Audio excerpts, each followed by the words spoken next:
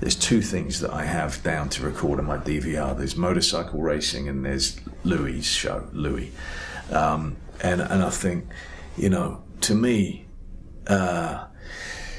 oh my God, you need the comedians and you need music. That's what I turn to most when you know, you sort of need something for a little bit. And he is just inspired beyond belief. You know, he's had a few years where he's just been stunning. And so I was over the moon when David told me that he'd be playing in the movie as well.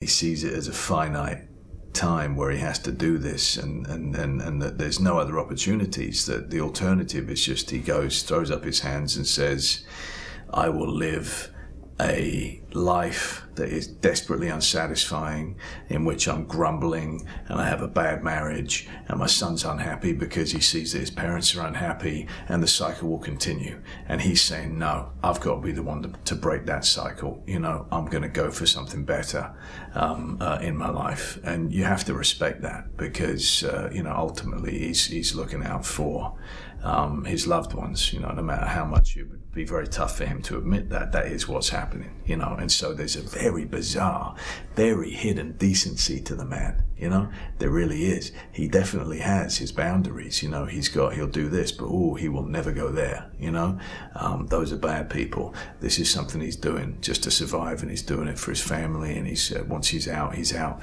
And there's a likability in that. You know, once you truly come to understand him in his own context.